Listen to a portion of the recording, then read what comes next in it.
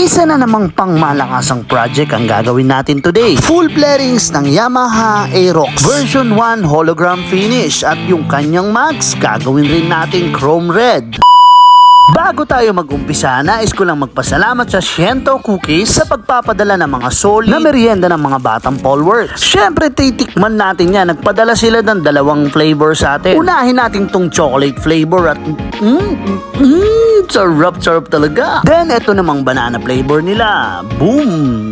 Talaga namang napakalinamnam. Sa mga gusto mag-try, PM nyo lang sila sa Facebook page nila. Simulan na natin yung project natin na to at ang makakasama natin dito si Boss Anthony. Siya yung magkakalas ng mga decals ng mga item na gagawin natin. Pagkatapos tanggalin yung mga decals, eto, titignan naman natin kung Pilox paint at eto, positive. Kailangan natin i-double check lahat yan. Kaya dapat isa-isa natin sila itest para hindi tayo paulit-ulit ng trabaho. Eto, positive na naman. Kaya no choice tayo kundi bakbakin mano-mano lahat para isang hirap na lang ng trabaho. At pagkatapos nito, hindi na pinatagal ni Boss MJ, nilagyan niya na kaagad ng primer surfacer lahat ng mga panel na nagawa ni Boss Anthony bakbakin. Jump tayo agad sa pagbe-base color. Ako na yung gumawa nito. Ang base natin dito, bright white. Sabay rekta activate ng ating film na hologram. Sa part na to, dalawa kami ni Boss MJ maglulubog dahil wala namang sinusunod na pattern yung design na gamit natin. Kaya all goods lang sila pagsabayin. At makikita naman natin yan. At all goods naman, di ba?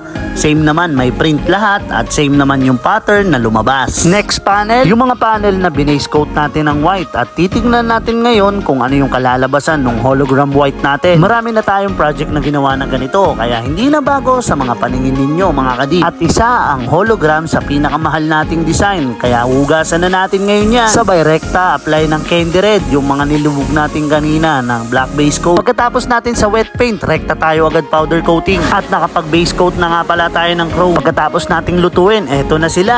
All goods naman yung base coat natin. Kaya rekta tayo agad sa pag-a-apply ng ating candy red. Sabay rekta sa final output. Ay wala! Eto na yung final output ng ating powder coating at all goods naman. Lumabas naman yung pagiging chrome red niya. At nga pala mga kadip, hindi na mapaproject review ni Bossing to. Dahil si Bossing Aris natin nasa ibang bansa pa. Dahil gusto na daw ni Bossing mabuo yung motor niya na to. Kaya ngayon, i-flex ko na lang sa inyo yung final output natin. At kayo na lang din ang humusga sa project na to. Pagdating siguro ng Pilipinas ni Boss Aris natin, siguro doon na lang natin i-flex na nakakabit na to sa unit niya. At sana magkaroon ng oras si Bossing na maidaan yung unit niya dito sa atin. Para naman magkaroon tayo ng client feedback. At syempre, may review na rin natin yung unit ni Bossing kung ano yung mga accessories na nakakabit sa motor ni Bossing. At para magkaroon na rin kayo ng idea sa build ni Bossing. Ang importante ngayon, natapos natin na maayos yung project na to. At pasensya na ulit kay Bossing dahil napakatagal na ng project natin na to dahil sa sobrang daming nakapila nung December. Muli, Boss Aris, maraming